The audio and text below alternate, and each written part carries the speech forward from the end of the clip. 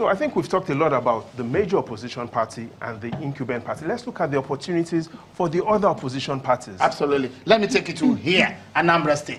This is where the candidate of the YPP, Professor Kingsley Moghalu, the man who was being at the central bank, as the deputy governor, who is also being at the United Nations also as an envoy there. So what are the opportunities there? Don't forget, ABGA, that is perhaps the only state ABGA is controlling in the whole of the 36 states plus the FCT. Again, what the concern is, will those other opposition parties ensure that they thin out the kind of votes, they spread the votes among themselves, which makes it even easier for the incumbents to win. So you've got ABGA, you've got Mr. Kingsley Moghalu there, and you also have a lot of parties around Anambra State that also believe that they can take the state off ABGA. So we're looking at Atiku Abubakar, PDP being one of the strongholds of Anambra State, possibly will be able to pull up a lot of surprises there. Don't forget that Ifeanyi Ubah is of the same party with Kingsley Moghalu. They are from the same local government area in Nairobi. That's where Ifeanyi Ubah is also from. Another interesting scenario is, Ladi, yes. We have your friend, Omoyele Sowore, from Ondo State, from the riverine area of Ondo State, right? Indeed. Here. What are the opportunities? Well, the Ondo State result is already out. It's already out, and he didn't do too well.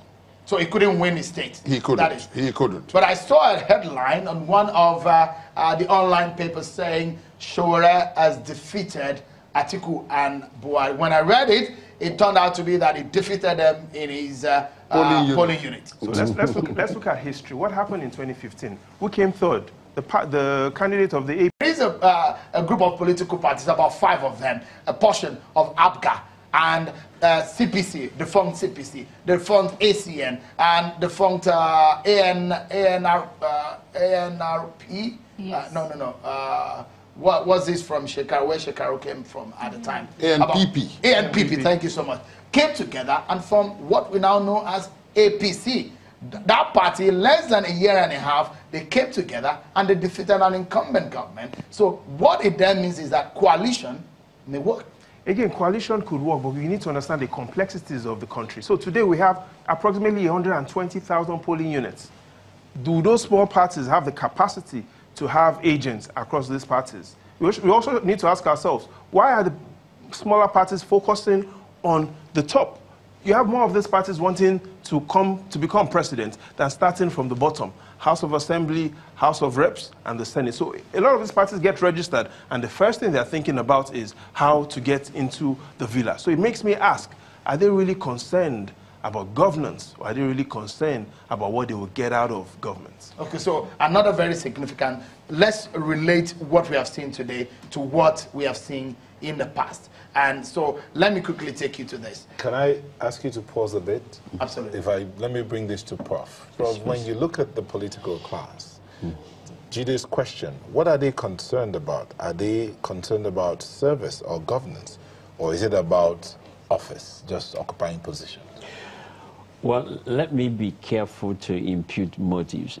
Yes, people may actually mean well, and they want to serve at the top, but does it make sense? Is it realistic? Let me just say this. I was at the polling booth. Banky, I believe, is the young man that ran for Bankole and did very well. So the young people were celebrating how well he performed. But one of them spoke to my hearing. I said, if he had been the ANN candidate, he said, we would have all easily voted for him to go to the House. I'm not saying that he should have run for the House, but there are those that feel that it's better to come in at a lower level, learn the ropes, gain the experience, demonstrate that indeed you can perform. After all, is it not said that those that are faithful in little will be what? Given much. So for some candidates, that may well be the best way to go. But there are those. For example, Barack Obama started what? With the state. Yes. And then went to U.S. Senate, eventually became the President of the United States. So I think there's a wisdom in first being groomed and being prepared. It increases your chances of succeeding. First of all, it gives you an opportunity to really assess whether is this really what I want to do. Yes. So, and secondly, there's a place of what I call rigorous training. I keep referring to the U.S. because that's where I have my greatest experience. I lived there for 30 years before I came back. So in many ways, I'm still unlearning U.S. and learning Nigeria. But there you see many of their senators, congressmen, are people who have served in the military, who military training had made them rugged. They have succeeded in business. So going into politics, you know, obviously it's a passion. It's not a means of livelihood. But I sense also some of us want to go into politics as a sense of importance, not so much because I want to go and serve. But I'm very slow, as I said, to impute motive and begin to question the motive of people. Let's trust and believe that everybody that has gone into politics mean well for the nation. Prof, but even in the United States that you gave as an example, I mean, yes. if you take, for example, the advent of President Trump. Exactly. I mean, one of the first commanders-in-chief, apart from Bill Clinton in recent years, yes. not to have served in the U.S. military. That's why I said it's unique. I mean, and then the 2018 set of those going to the Congress, a large number of them have also never served in the military. I raise this only because I want to find out from you if you think there's a general trend yes. across much of the world, or is it just that Nigeria has bucked the trend and headed in the opposite direction of where everybody else is heading? That's why I say you cannot cast everybody in the same brand, in the same... every journey is unique for every individual. And I made that statement before I commenced. However, let's face it, you know, preparation. Abraham Lincoln was once asked, given 5 hours to cut a tree, what would you do? He said, I would take 3 hours to sharpen the axe and use 2 hours to cut the tree. What does that mean? Preparation is still more important than placement. And if people take it as a general advice, before you step out, make sure you're properly prepared. And that speaks to what you said earlier on exactly. about the proper mentoring. Exactly. And, but then, do you also agree with those who say that we have a culture yes. issue? We do. That we are all monarchs in our own little way. Precisely. If you look at what has been modeled to us from childhood, even in the workplace, we still have this chief mentality.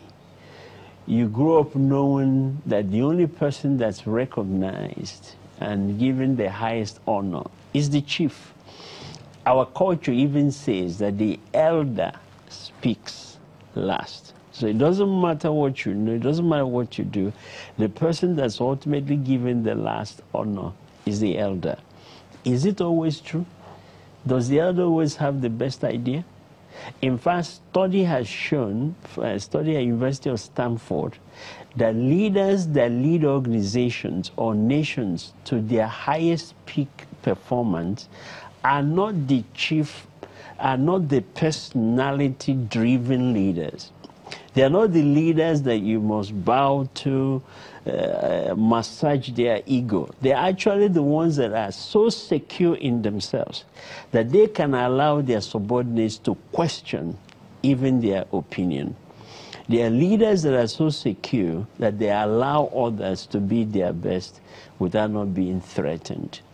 So the personality-driven leadership lifestyle that our culture has extolled has actually become an impediment, has actually become the limiting factor in moving us to the next level, because we're used to Baba.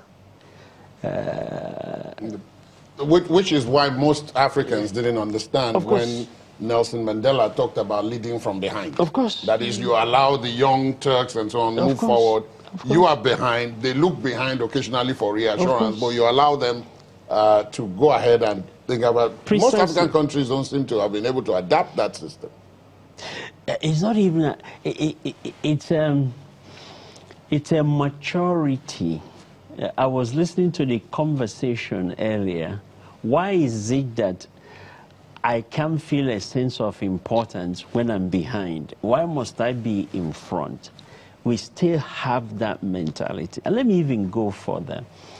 Why is it so hard for a black man, a black woman, to actually extol virtue and take pride in virtue as a measure of wealth, as opposed to I must have a material thing that with which I can equate my value? Why is virtue not the highest thing to which you can ascribe your personal value to? It's very difficult for our people to... Well, but they'll argue in turn, Prof, that yes.